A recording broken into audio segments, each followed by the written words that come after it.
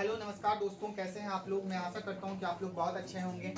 आज हम लोग फिर से आ गए हैं बिहार बोर्ड मैथ लेसन 3 दो चर वाले रैखिक समीकरण लेकर के पार्ट 9 का वीडियो है। और आज हम लोग पढ़ेंगे यहाँ पे एक्सरसाइज 3.3। आप सबों के पास ये किताब होनी चाहिए, ठीक है। आप लोग अपने पास एनसीईआरटी का बुक रखेंगे और आज हम लोग पढ़ने जा रहे हैं बिहार बोर्ड का मैथ दो चर वाले रैखिक समीकरण, ठीक है। और आज का जो वीडियो है वो पार्ट 9 का वीडियो है। तो अगर आप मेरे पिछले वीडियो को जाकर के नहीं देखें तो जाकर के अवश्य देखें, है ना। और आज हम लोग यहाँ पे क्या पढ़ने जा रहे हैं, एक्सरसाइज 3.3। और आज हम लोग यहाँ पे पढ़ेंगे क्वेश्चन नंबर 3 का एक, क्वेश्चन नंबर 3 का एक। सभी बच्चे देखिए क्वेश्चन यहाँ पे क्या कह रहा है। मैं क्वेश्चन यहाँ पे नहीं लिखता हूँ क्योंकि क्वेश्चन अगर मैं लिखूंगा तो बहुत ज्यादा समय जाएगा।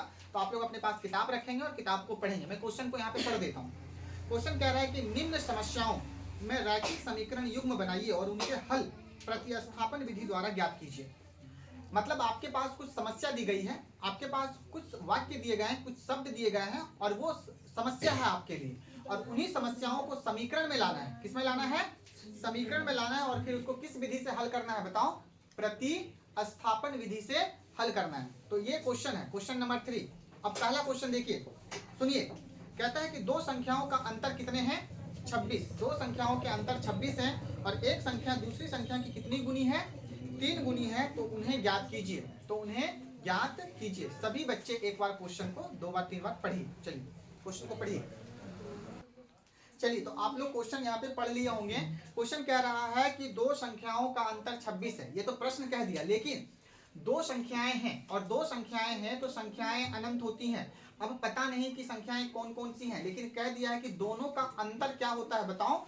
26 होता है। अब ये अंतर क्या होता है अभी मैं बताऊंगा, लेकिन पहले आप लोग क्या मान लो, आपको मानना होगा।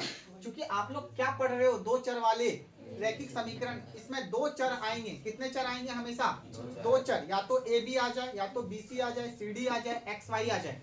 तो हम लोग हमेशा क्या लाएंगे? एक्स और वाई ज्यादातर। तो बाबू यहाँ पर कह रहा है कि दो संख्या, हल्ला नहीं करो, दो संख्या। तो दो संख्या में पहली संख्या या पहली संख्या को हम लोग क्या कहते हैं? एक संख्या। क्या कहते हैं? एक संख्या को क्या मान लो? x। और दूसरी संख्या को क्या मान लो? y। आपके पास दो संख्या है। क्या है? दो संख्या है।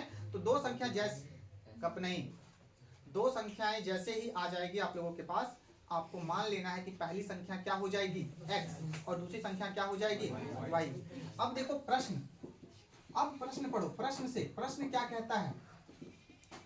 प्रश्न कहता है कि दो संख्याओं, ध्यान से देखना, दो संख्याओं का अंतर, दो संख्याओं का अंतर कितना है? 26 है। सभी बच्चे गौर से देखो, ये अंतर क्या होता है। कभी कभी आपको देगा गुणनफल। क्या देगा बाबू? दो संख्याओं का गुणनफल इतना है, दो संख्याओं का भागफल इतना है और दो संख्या का योगफल इतना है या अधिक इतना है। दो संख्याओं का अंतर, अंतर दे देगा या आपसे कहेगा अंतर फल इतना है। गुणनफल का मतलब गुना होता है, भागफल का मतलब भागा होता है और योगफल का मतलब क्या होता है? प्लस होता है। और अंतर फल का मतलब क्या होता है? माइनस होता है। सभी बच्चे ध्यान से सुनो। आपके पास कोई दो संख्या है और वो दो संख्या क्या है पता नहीं, कुछ भी हो सकता है दो संख्या। तो जब दोनों संख्या को हम क्या करते हैं, जब दोनों संख्या को हम क्या करते हैं? अंतर करते हैं। सभी बच्चे गौर से सुनेंगे। दो संख्याओं का अंतर, इसका क्या मतलब है कि जब दो संख्या को हम अंतर का मतलब क्या होता है? माइनस। समझना, जब दो संख्या को हम घटा देते हैं, क्या कर देते हैं बाबू? अंतर फल का मतलब माइनस होता है। जब दो संख्या को हम घटा देते हैं तो हमको कितना के बराबर मिलता है? 26 के बराबर। जैसे मान लो दो संख्या, एक संख्या 10 है, एक संख्या 7 है। जब दोनों को घटा दोगे तो कितना मिलेगा? 3। तो ऐसे ही दो संख्या आपके पास क्या क्या है बताओ? एक संख्या क्या है? x और दूसरी संख्या क्या है? y। तो जब ये दोनों संख्या को तुम लिख लो और उसका कर दो अंतर, ध्यान दो, एक संख्या क्या है बाबू बताओ? x और दूसरी संख्या क्या है बताओ? y। और ये दोनों संख्या को लिख कर तुम क्या कर दो? माइनस, अंतर। तो जब तुम इसका अंतर करोगे तो ये किसके बराबर आ जाएगा? 26 के बराबर। समझने का प्रयास करो। प्रश्न से कह रहा है दो संख्याओं का अंतर 26 है, मतलब एक संख्या x और दूसरी संख्या y। और अंतर का मतलब ही होता है माइनस करना। तो हम दोनों को जब माइनस कर देंगे तो क्या हो जाएगा? अगर आपसे बोलता दो संख्या का गुणनफल 100 है तो क्या करते? दो संख्याओं को लिख लेते और दोनों को क्या कर देते और किसके बराबर कर देते? 100। अगर आपसे बोलता दो संख्या का भागफल 5 है तो एक संख्या को x और दूसरी संख्या y और दोनों को क्या कर देते, भागा, और क्या कर देते, किसके बराबर। आपसे कहा जाता दो संख्याओं का योगफल 25 है तो दोनों संख्याओं को लिख लेते, दो संख्या, एक संख्या x और दूसरी संख्या y।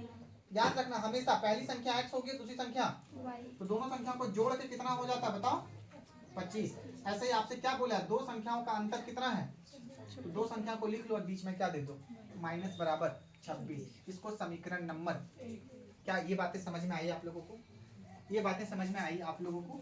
तो दो संख्याओं का अंतर कितना है मेरे प्यारे बच्चों, 26। इसको इक्वेशन नंबर क्या मान लेना, 1। पुनः फिर प्रश्न क्या कह रहा है, एक बार अच्छे से पढ़ो प्रश्न। प्रश्न कहता है एक संख्या दूसरी संख्या की 3 गुनी है। देखना बाबू, देखो एक संख्या दूसरी संख्या की क्या है बताओ, 3 गुनी है। मतलब अगर मैं मान लो दो संख्या लिखा 10 और 5, ये पहली संख्या और ये पहली संख्या दूसरी संख्या की कितनी गुनी है, देखो तो 2 गुनी। ये 10 है और ये क्या है 5, तो 5 को कितना से गुना कर दिए तब 10 हो गया, ये 2 गुनी है। अगर मान लो कोई संख्या 20 है और कोई संख्या मान लो 5 है तो ये 20 इससे कितना गुना है, 4 गुनी है कि नहीं। कोई संख्या मान लो हमारे पास 150 है और मान लो यहाँ कितना है 50, तो ये पहली संख्या और ये दूसरी संख्या, ये पहले लिखा इसलिए पहली, बाद में लिखा तो दूसरी, तो ये पहली संख्या इसको एक संख्या बोलेंगे। ये एक संख्या दूसरी संख्या की कितनी गुनी है, 3 गुनी। समझना, एक संख्या दूसरी संख्या की कितनी गुनी है, 3 गुनी। मेरे प्यारे बच्चों, एक संख्या कितना है, एक संख्या कितना है x, तो आप एक संख्या की जगह पे क्या लिख लो, दूसरी संख्या कितना है, दूसरी संख्या, आप दूसरी संख्या की जगह पे क्या लिख लो।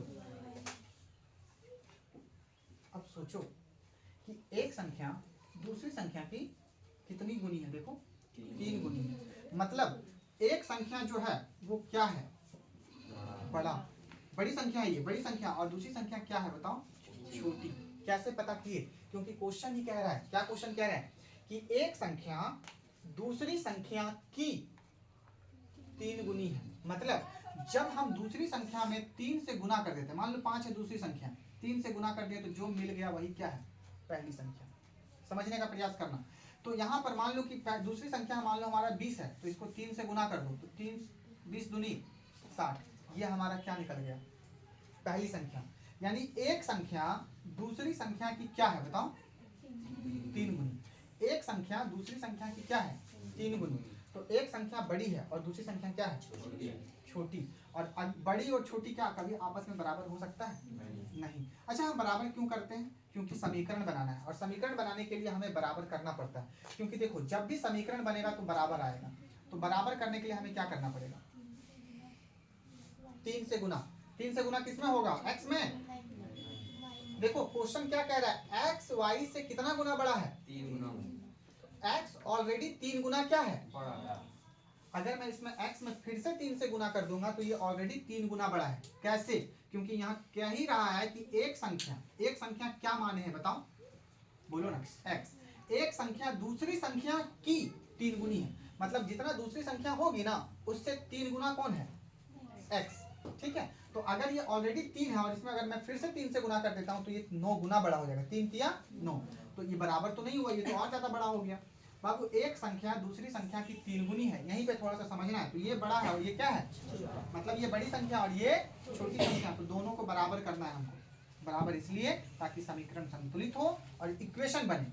तो दोनों संख्या बराबर कब होगी, तो ये बड़ी और ये छोटी, तो क्या करेंगे, छोटी को क्या कर देंगे, बड़ा के बराबर ला देंगे, बड़ी संख्या के बराबर। तो y से क्या कर देंगे, 3 को, तब ये जाकर दोनों आपस में क्या हो जाएगा, एक संख्या x दूसरी संख्या y, और x जो है 3 गुनी बड़ी है। क्वेश्चन ही कह रहा है एक संख्या दूसरी संख्या की 3 गुनी है, तो ये बड़ी ये छोटी, तो दोनों को बराबर लाने के लिए छोटी को क्या बनाना पड़ेगा, बड़ी के बराबर। तो छोटी कितना छोटी है, 3 गुनी छोटी है, क्योंकि ये 3 गुनी क्या है, बड़ी है। तो दोनों बराबर कब होगा, जब हम y में 3 से क्या कर देंगे, गुना। इसको प्रैक्टिस करना तुम लोग सीखोगे।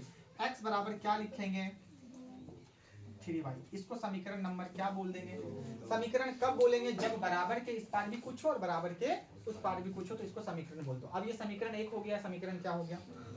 अब क्या करेंगे? अब क्वेश्चन कह रहा है कि ये तो समीकरण मिल गया, अब इसी को प्रतिस्थापन विधि से हल करो। किस विधि से हल करो? तो क्या करना होगा? प्रतिस्थापन विधि में हम सिंगल वैल्यू को ढूंढते हैं। किसको ढूंढते हैं? सिंगल का मतलब या तो हमको x एकदम सिंगल में मिल जाए या तो y हमें सिंगल में मिल जाए। तो बाबू यहाँ पर देखो x हमें क्या चीज में मिला है? देखो x एकदम सिंगल में है और x बराबर कितना है? अब x बराबर 3y। अब x के इसी मान को देखो, x सिंगल है, सिंगल वैल्यू, x के इसी मान को प्रतिस्थापित करेंगे। कहाँ पर? समीकरण 1 में। कहाँ पर? तो यहाँ क्या लिखेंगे बताओ? अब प्रतिस्थापन विधि से इसको बना रहे हैं। प्रतिस्थापन का मतलब होता है सिंगल वैल्यू को पुट करो। तो देखो x बराबर, x यहाँ सिंगल है, अगर यहाँ 3x रहता तो ये सिंगल नहीं था। x सिंगल नहीं है, सिंगल का मतलब अकेला नहीं है। x हमको अकेले में ढूंढना है और नहीं रहता है तो उसको ढूंढते थे हम लोग। तो x बराबर 3y। अब x का मान समीकरण 1 में रखने पर देखो x बराबर 3y कहाँ पर है? समीकरण 2 में है ना। तो x के इस मान को उठा लिए और कहाँ रख देंगे? क्या समझ में कुछ आ रही बात है? पहले हम क्या ढूंढ लिए? समीकरण 1 और 2। अब इसको क्या करेंगे? हल। अब क्या करेंगे? हल। तो x का मान समीकरण 1 में रखने पर, चलो एक हमारा क्या है बताओ? एक हमारा क्या है बताओ? x माइनस वाई बराबर, देख लो एक हमारा क्या है? x माइनस वाई बराबर 26। तो x माइनस वाई बराबर 26 लिख दिया। सभी बच्चे गौर से देखिए, x के ही मान को रख रहे हैं। तो x का मान अब x नहीं लिखाएगा बल्कि अब क्या लिखाएगा बताओ? x बराबर क्या हो जाएगा? 3y और माइनस कितना बराबर कितना? जो जैसे है उसको ऐसे वैसे ही लिखो। बाबू देखो यहाँ भी y, यहाँ भी y, यहाँ y के ठो एक ठो, यहाँ y के ठो, तो 3 में से एक y घट जाएगा। कितना y बचेगा? 2y। कितना y बचेगा? 2y बराबर कितना बाबू मेरे? 26। चलिए बताइए लेडीज एंड जेंटलमैन, अब क्या होगा? 2 कहाँ जाएगा? हाँ 2 इधर आएगा। क्यों आएगा 2? क्योंकि 2 एक संख्या है और 26 भी क्या है बताओ? एक। सभी संख्याएं एक तरफ। चल इधर सिर्फ y रहेगी। चलिए तो 2 को इधर ले आओ तो क्या हो जाएगा बताइए? बटा में। तो y के साथ क्या चीज में? गुणा में। इधर आएगा तो बटा में। 2 से 26 कट गया कितने बार में? 13 बार। y का मान 13। अब देखो y का तो मान आ गया। अब इसी y के मान को फिर से प्रतिस्थापित करेंगे, क्योंकि हमको बनाना क्या है? प्रतिस्थापन विधि से x और y का मान निकालना है। तो हमको सिंगल वैल्यू चाहिए हर हमेशा। x का सिंगल वैल्यू निकला, हम मान को पुट कर देंगे। y का भी देखो, y भी एक सिंगल वैल्यू, y बराबर 13। अब इस y को भी क्या करेंगे? समीकरण कहाँ पुट करेंगे? कहाँ रखेंगे? समीकरण 2 में। पहले कहाँ रखे थे? समीकरण 1 में। अब इस y के मान को तुम समीकरण 1 में रख दो या 2 में रख दो, कोई फर्क नहीं पड़ता। तो कहाँ रख दे बताओ? 1 में कि 2 में? 1 में भी रख सकते हो। कहाँ रखे बोलो? 2 में। चलो तुम लोग 1 में भी रख सकते हो। अब समीकरण सॉरी, अब y का मान क्या लिखेंगे यहाँ पे? y का मान समीकरण 2 में रखने पर, तो 2 हमारा क्या है? 2 क्या है हमारा? देख लो 2 क्या है हमारा? x बराबर 3y। चलो जी x बराबर यहाँ 3 गुना y का मान बताओ। y का मान देखो कितना है? 13। देखो यहाँ पे 3 है, ठीक है। 3 और y के बीच में बोलो पूछे क्या होगा? तुम लोग क्यों, जिससे पूछा जाए वही बोलेंगे ना। चलो कोई बात नहीं। 3 और y के बीच में बताओ क्या होगा? गुना। y का मान बताओ, y का मान 13। x बराबर 13 किया 39। x का मान क्या हो गया बताओ? 39। अतः हम लोग क्या लिखेंगे?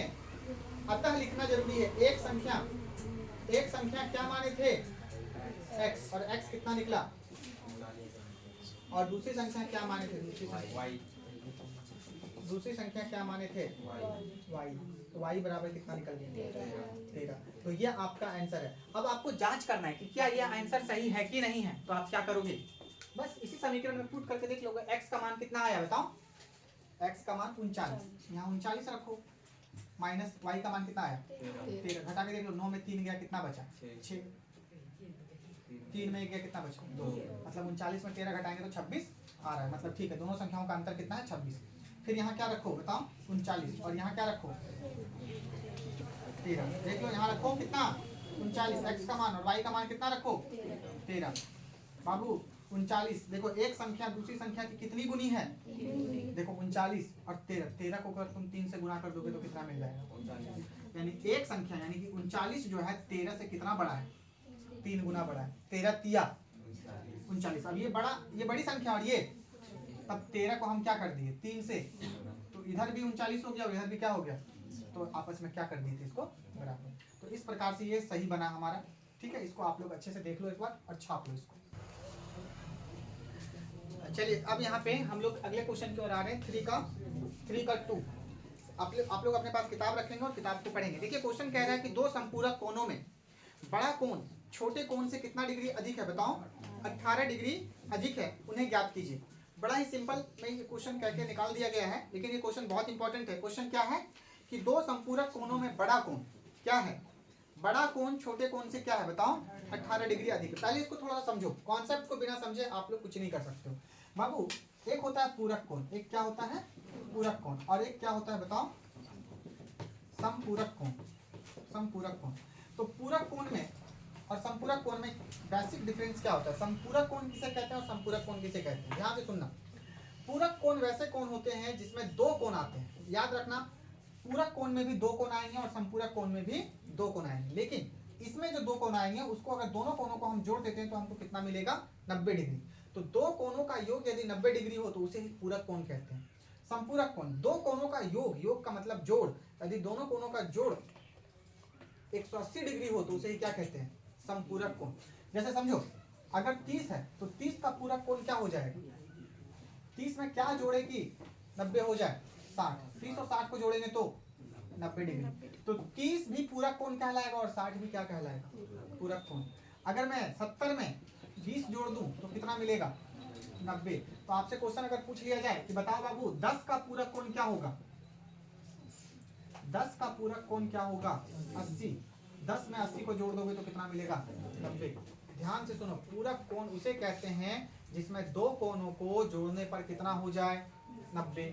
30 का पूरक बताओ 60, 60 का पूरक बताओ 30, दोनों को जोड़ने पर कितना होना चाहिए 70 का पूरक कोण बताओ और 20 का पूरक कोण बताओ, 10 का पूरक कोण बताओ 80 और 80 का पूरक कोण बताओ, बोलो 80 का पूरक कोण 10 और फिर 10 का पूरक कोण 80। तो समझ में आया होगा। बताओ 1 डिग्री का पूरक कोण क्या होगा 89, 89 कितना बाबू 89। अगर ये दोनों को जोड़ दोगे तो कितना हो जाएगा, बस इतना समझ लो कि दो कोणों का जोड़ कितना होना चाहिए 90 डिग्री, कितना होना चाहिए 90 डिग्री। ठीक है, समझ में आ गई बात। अच्छा 0 डिग्री का पूरक कोण बता 90, 90 जोड़ोगे तो कितना हो जाएगा 90 डिग्री का पूरक कोण बताओ 0, कितना 0। तो पूरक कोण तो समझ में आ गया। अब संपूरक कोण समझो थोड़ा। संपूरक कोण किसे कहते हैं, दो कोणों का ऐसा जोड़ा जिसको जोड़ने पर कितना हो जाए 180। 100 का संपूरक कोण बताइए 80 डिग्री, दोनों को जोड़ने पर कितना होना चाहिए 180 के बराबर। 120 का पूरक कोण बताइए 60 डिग्री, जोड़ने पर कितना होना चाहिए। 150 का पूरक कोण बताइए, बताओ 30 डिग्री। ठीक है, 180 होना चाहिए। और याद रखना हमेशा पूरक कोण हो चाहे, पूरक कोण में जोड़ने पर कितना आना चाहिए बाबू 90, और संपूरक कोण में जोड़ने पर कितना आना चाहिए 180। और हमेशा याद रखना, क्या याद रखोगे कि याद रखना पूरक कोण या संपूरक कोण एक इसमें क्या होता है बताओ बड़ा कोण, और एक क्या होता है छोटा कोण। एक चीज और याद रखना, बराबर भी हो सकता है कोण, इसमें भी बराबर हो सकता है। 45 का पूरक बताइए 45, जोड़ने पर कितना 90, तो बराबर भी हो सकता है। लेकिन अधिकतर केस में कोण क्या होता है, एक कोण होता है बड़ा और एक कोण क्या होता है छोटा। देखो 100 और 80 ये दोनों में बड़ा कोण है 100, 120 और 60 में बड़ा कोण है 120। तो बड़ा कोण और छोटा कोण का कॉन्सेप्ट याद रखना। दो संपूरक कोण मतलब दो कोणों को जोड़ने पर कितना होना चाहिए 180 डिग्री। संपूरक कोण का मतलब दो कोणों को उठाओ और जोड़ दो, कितना होना चाहिए 180 डिग्री। और याद रखना एक होगा बड़ा कोण और एक क्या होगा 100, 120, 150, 90। देखो यहाँ पे 100, 120, 150 ये बड़ा कोण है। 80, 60 और 30 ये क्या है छोटा कोण है, एक तरफ बड़ा कोण एक तरफ। अब देखो ये 180 से कितना अधिक है, 20 अधिक है। कितना अधिक है बोलो, ये 120 60 से कितना अधिक है, 60 अधिक है। ये 150 से कितना अधिक है, 120 अधिक है। तो इस तरह से तुमको कुछ कुछ कॉन्सेप्ट याद रखना है। संपूरक कोण में एक होता है बड़ा कोण और एक क्या होता है। और बाबू यहाँ पे अभी बड़ा कोण मालूम है, छोटा कोण मालूम है। अब क्वेश्चन क्या कह रहा है कि दो संपूरक कोणों में से बड़ा कोण छोटे कोण से कितना डिग्री अधिक है। तो आपको क्या ज्ञात करना है, क्या? दोनों कोण, यही ना कह रहा है क्वेश्चन, क्या उन्हें ज्ञात कीजिए। तो दो संपूरक कोण है, याद रखना पूरक कोण कितने होते हैं, दो। संपूरक कोण भी कितने होते हैं, दो।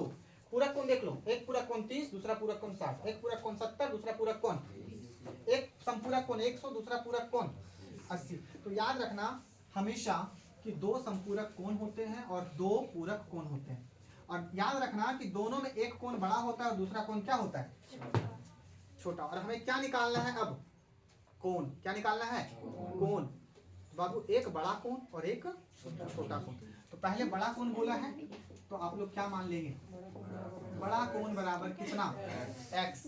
कितना मान लेंगे, कोई दिक्कत नहीं होनी चाहिए। संपूरक कोण है और संपूरक कोण में दो कोण आते हैं, एक बड़ा होगा और दूसरा क्या होगा, छोटा। बराबर भी हो सकता है, लेकिन क्वेश्चन कह रहा है कि बड़ा कोण 18 डिग्री क्या है, अधिक है। तो यहाँ पे बड़ा, एक कोण बड़ा और दूसरा कोण क्या होगा, तो बड़ा कोण हमने क्या मान लिया, x, और छोटा कोण क्या मान लिया, y। जैसे समझो, सुनो 130 का पूरक कोण क्या होगा, 50। दोनों को जोड़ने पर कितना होगा, देखो ना ये 130 है और ये क्या है बताओ। तो एक बड़ा कोण है कि नहीं और एक छोटा कोण है कि नहीं। हाँ। तो संपूरक कोण में एक छोटा कोण होगा और एक क्या होगा बताओ, बड़ा कोण। तो बड़ा कोण हो गया 130 अभी सपोज कर लो, और छोटा कोण क्या हो गया 150, लेकिन सॉरी 50। लेकिन अभी हमें यहाँ पे पता नहीं है कि बड़ा कोण क्या है और छोटा कोण क्या है। तो हमने क्या मान लिया, बड़ा कोण कितना x और छोटा कोण कितना y। तो याद रखना जब हम बड़ा कोण और छोटा कोण को जोड़ते हैं संपूरक कोण में, तो जोड़ने पर कितना आता है, 180। समझने का प्रयास करो। अब देखो ये तो हम खुद से माने हैं, ये तुमको कॉन्सेप्ट मानना होगा। कैसे सीखोगे, प्रैक्टिस से। प्रैक्टिस मेरे साथ करते रहो, सीखते चले जाओ। तो अब जब भी कभी पूरक और संपूरक कोण का कॉन्सेप्ट आएगा, तुम लोग क्या मान लेना, आंख बंद करके, बड़ा कोण और छोटा कोण। बड़ा कोण x और छोटा कोण y मान लोगे। तो पूरक कोण कभी भी आ जाए एग्जाम में, या संपूरक कोण कभी भी कुछ भी आ जाए, तो तुम पहले क्या मानोगे, बड़ा कोण कितना x और छोटा कोण कितना y। बड़ा कोण x, छोटा कोण कितना y। तो चलिए इस तरह से। अब देखो प्रश्न क्या कह रहा है, प्रश्न क्या कहता है कि ये जो बड़ा कोण और ये छोटा कोण है, ये दोनों है क्या, संपूरक कोण है। ये दोनों क्या, संपूरक कोण है कि पूरक कोण है। अब भी क्लियर करवाया हूं मैं, किसी को कंफ्यूजन नहीं होना चाहिए। पूरक का मतलब दो कोणों को जोड़ने पर कितना, 90, और संपूरक का मतलब दो कोणों को जोड़ने पर कितना, 180। क्वेश्चन क्या कह रहा है कि संपूरक कोण है, मतलब यहाँ ध्यान से सुनो, क्या लिखेंगे, दोनों कोण क्या है, दोनों कोण क्या है, संपूरक कोण है। दोनों कोण क्या है बताओ, संपूरक कोण है। और हमको पता है कि जब दो संपूरक कोण को जोड़ते हैं तो कितना मिल होता है, तो दोनों कोण, तो पहला कोण क्या है x और दूसरा कोण क्या है y। मतलब बड़ा कोण x और छोटा कोण। तो जब हम बड़ा कोण को और जब हम छोटा कोण को जोड़ देंगे तो हमको कितने के बराबर मिलेगा, 100। अगर क्वेश्चन कहा रहता कि पूरक कोण है तो दोनों कोणों को जोड़ने पर कितना मिलता, 90। ये कॉन्सेप्ट है, ये क्या है। तो अगर पूरक कोण आ जाए तो x और y को जोड़ के कितना लिखना, 100। और कभी एग्जाम में आ जाए पूरक कोण तो जोड़ के कितना, तुमको मैं सिर्फ बनवा नहीं दे रहा हूँ, तो बल्कि तुमको कॉन्सेप्ट भी बतला दे रहा हूँ कि ऐसे बनाना। x प्लस वाई बराबर कितना, 180 डिग्री। क्योंकि 180 क्या होता है, संपूरक कोण। दो कोणों का ऐसा जोड़ा जिसका जोड़ कितना हो जाए 180, उसे ही संपूरक कहेंगे। और x क्या है हमारा, बड़ा कोण, और y क्या है हमारा, बड़ा कोण छोटा कोण को जोड़ो क्या मिल जाएगा तुमको, 180। इसको समीकरण नंबर। पुनः क्या बोला है, एक बार और पढ़ो क्वेश्चन। बड़ा कोण, ध्यान से देखना और सुनना और समझना। बड़ा कोण छोटे कोण से 18 डिग्री क्या है, अधिक है। इसको डिग्री से दिखाते हैं, डिग्री को ऐसे दिखाते हैं, कोण को हमेशा डिग्री से दिखाते हैं। तुम यहाँ पे बड़ा कोण x डिग्री भी मान सकते हो, y डिग्री भी मान सकते हो। अब इसको पढ़ो, क्या है? बड़ा कोण।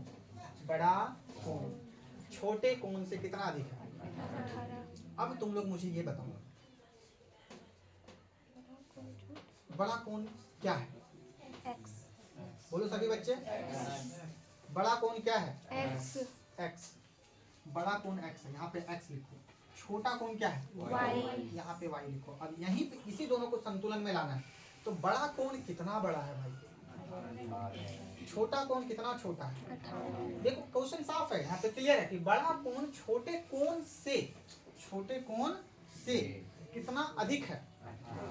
मतलब ये तो बड़ा है, तो ये बड़ा होगा तो ये कितना बड़ा होगा?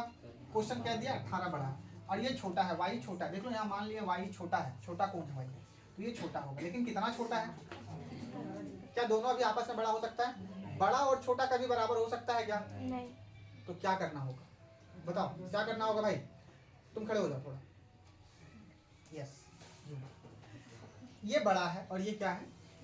छोटा है। तो बड़ा और छोटा को हमको बराबर करना है। अच्छा, बराबर क्यों करना है? क्योंकि हमें समीकरण लिखना है, तो समीकरण लिखने के लिए बराबर आना जरूरी है। देखो ये समीकरण एक है तो यहाँ बराबर लाना जरूरी था, तो दोनों को अब इसको और इसको बराबर करना है। तो कैसे करें, क्या करें बताओ? ये 18 बड़ा है और ये 18 क्या है? छोटा है। तो क्या करें, दोनों बराबर कैसे होगा? सिंगल नहीं।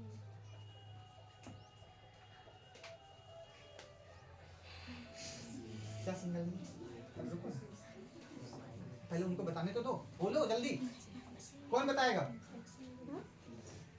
हाँ बता राहुल, तुम बैठ जाओ। ये वाई में 18 को जोड़ देंगे। क्या वाई में 18 को जोड़ देंगे। वाई में 18 को जोड़ देंगे? क्या ये सही बोल रहा है क्या? वाई में 18 को क्यों जोड़ेंगे? क्योंकि वाई छोटा है, वाई क्या है और एक्स क्या है? तो एक्स बड़ा है और वाई क्या है? अभी क्या दोनों बराबर होगा? तो दोनों को बराबर करने के लिए हमें वाई में क्या कर देना पड़ेगा? 18। क्यों? क्योंकि छोटा को क्या बना दे रहे हम? बड़ा। ये बड़ा था और ये क्या था? तो बड़ा और छोटा बराबर नहीं हो सकता है, तो इसलिए छोटा में 18 को हम जोड़ दिए। क्योंकि ये कितना बड़ा है भाई? बोलो 18 बड़ा है, तो इसमें 18 अगर हम वाई में 18 छोटा में 18 जोड़ देते हैं तो ये दोनों आपस में क्या हो जाता है? बड़ा हो जाता है। तो इस प्रकार से x बराबर क्या हो गया? y plus 18। क्या हो गया बताओ? अब देखो x बराबर y प्लस 18, इसको समीकरण नंबर तुम क्या मान लो? 2। इसको तुम एक बार और बना सकते हो। x और y बराबर के इस बार क्या चीज में है? प्लस में। इधर ले आओ, x माइनस वाई बराबर कितना हो जाएगा? 18। इसको तुम समीकरण नंबर क्या मान सकते हो? 2। लेकिन ये नहीं करेंगे हम लोग, x का सिंगल वैल्यू मिल चुका है। अब इसी को क्या मान लें? समीकरण नंबर 2। ये कितने बच्चों को समझ में नहीं आया? x और y था, ये बड़ा कोण ये छोटा कोण, इतना समझ लो। बड़ा बड़ा है और छोटा छोटा है, दोनों बराबर नहीं है, तो छोटा में 18 को जोड़ देंगे तब आपस में क्या हो जाएगा? बड़ा छोटा बराबर हो जाएगा 18 जो। और अगर 18 इधर नहीं हम जोड़ना चाहते हैं तो इधर हमको क्या करना पड़ेगा? माइनस। क्या करना पड़ेगा बताओ? माइनस 18 करना पड़ेगा। ये बड़ा है और ये बड़ा है और ये क्या है? छोटा है। तो बड़ा को ही क्या बना दो? छोटा। तो छोटा बनाने के लिए इसमें माइनस कर दो। क्या कर दो? माइनस। तो ये छोटा के बराबर हो जाएगा। तुमको 10 रुपए दिए, तुम तो 5 रुपए निकाल लिए, तो तुम छोटा हो जाओगे ना। पहले तुम बड़ा था, छोटा हो गया। तो या तो तुम इधर 18 घटा दो या तो तुम उधर 18 तो हम तो जोड़ देंगे। क्यों घटाना? बढ़ा ही दो। जिंदगी में आए हो तो कुछ कुछ बढ़ा ही दो, कम क्यों करना है ना। लाइफ में कभी अपने आप को छोटा मत करो, हमेशा क्या कर लो? बड़ा कर लो। ठीक है, हमेशा पॉजिटिव सोचो। इसीलिए हम जोड़ दिए, माइनस नहीं किए, निकाले नहीं, क्या कर दिए? ऐड ऑन कर दिए। अब देखो x का ये क्या निकल गया? क्या निकल गया? Single value. क्या निकल गया? Single value. ठीक है, चलो अब यहाँ पे क्या करेंगे? अब क्या करेंगे? अब x का मान समीकरण किसमें रखने पर? एक में रखने पर। एक में रखने पर पता चला ना ये 180 क्यों आया? क्योंकि संपूरक है। क्या है बाबू? अगर यहाँ पूरक रहता तो x और y को जोड़ के कितना लिखते? 90। संपूरक है इसलिए 180। संपूरक का मतलब दो कोणों को जोड़ के 180 होना चाहिए और पूरक का मतलब दो कोणों को जोड़ के 90 होना चाहिए। चलिए अब x का मान, सिंगल वैल्यू निकल गया। x का मान कहाँ रख देंगे? देखो x बराबर निकला y प्लस 18। अब इसको कहाँ रख देंगे? समीकरण एक में। चलो एक हमारा क्या है बताओ? x प्लस वाई बराबर 180। चलो x का वैल्यू कितना रखेंगे?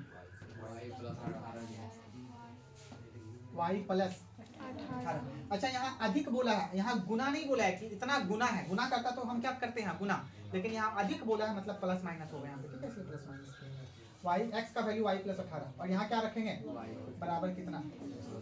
अब क्या होगा बाबू, इधर एक संख्या है और इधर भी देखो यहाँ भी क्या है एक संख्या। ये 18 इधर आएगा, गौर करें, अच्छा देख लो पहले, ये 18 इधर आएगा तो 18 प्लस में उधर जाएगा तो माइनस। तो यहाँ क्या बचेगा y प्लस y। अगर तुम छापोगे तो फिर तुम समझ नहीं पाओगे, समझो, छाप तो तुम बाद में भी लोगे, अगर मोबाइल फोन नहीं है तो तुम किसी और की कॉपी से छाप लोगे, बट यहाँ समझो 18 यहाँ क्या है प्लस में, उधर जाएगा तो बोलो माइनस।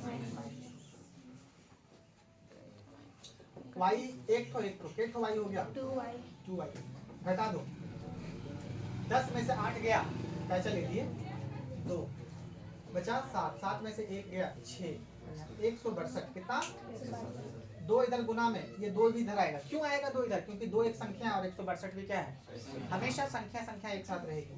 तो y इधर 2 इधर गुना में, उधर जाएगा तो बटा में। अच्छा गुना में कैसे है y के साथ हमेशा देखना है, गुना में उधर जाएगा तो भागा में। हाँ कट गया कितने बार में, यानी y का मान कितना 81 डिग्री।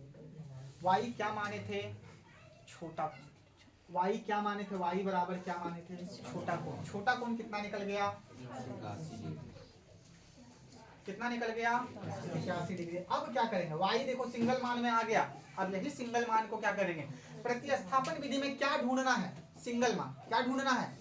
देखो x यहाँ सिंगल था, इसको रख दिए समीकरण 1 में, y भी अब क्या आ गया एकदम सिंगल। देखो y यहाँ अभी क्या है, y यहाँ अभी सिंगल ले आए है ना, y का मान एकदम सिंगल, y का मान 81। अब यही y का मान को क्या करेंगे, y का मान बोलो समीकरण किस में रखने पर, 2 में रख दो, 1 में रख दो, किसी में भी रख दो, ठीक है। चलो अब y का मान समीकरण 2 में रख दो, तो 2 हमारा कितना है बताओ, देखिए x बराबर कितना 18, यही है ना। चलो तो x बराबर y का मान कितना है बताओ 81 प्लस कितना 18, देन x बराबर कितना, जोड़ दो 8 और 1 9, 8 और 1 9 99, x का मान कितना आ गया 99, तुम्हारा बन चुका है ये। अतः क्या लिखोगे, बड़ा कोण, अतः लिखना जरूरी है, क्या माने थे x, और छोटा कोण क्या माने थे y। बड़ा कोण x कितना निकल गया 99 डिग्री, और y कितना, कोण है इसीलिए इसको डिग्री दिखा रहे, कोण है इसीलिए इसको क्या दिखा रहे डिग्री। और ये आपका फाइनली क्या आ गया। अब ये सही है कि नहीं है, इसके लिए क्या करना पड़ेगा, इसके लिए आपको समीकरण में रख दो, x का मान कितना निकला जी 99 और y का मान जोड़ो, देखो 180 आ रहा है, 9 और 1 10 के 0 हाथ में 1, 9 और 8 17, 17 और 1 18, 180 आ गया, मतलब ठीक है। फिर देखो यहाँ x का मान कितना है 99 कितना है, और यहाँ y का मान कितना आया है 81 और इसमें 18 जोड़ दो, देखो 8 1 9 8 1 9, 99 बराबर 99, सही है, मतलब ये आपका बन गया। तो कितना समझ में आया। अच्छा इस तरह का क्वेश्चन अगर और भी आ जाए, पूरक कोण संपूरक कोण, तो आप लोग आराम से बना सकते हो, ठीक है। आप लोग घर पे प्रैक्टिस करो और इम्पोर्टेंट है, इसको ध्यान से देखना। चलो आज इतना ही रखेंगे, है ना। अगर आप मेरे चैनल पे नए हैं तो चैनल को सब्सक्राइब करें, बेल आइकन दबाएं और अपने दोस्तों के साथ शेयर करें, ठीक है। चलिए बहुत बहुत धन्यवाद आपका, नेक्स्ट वीडियो में मिलते हैं।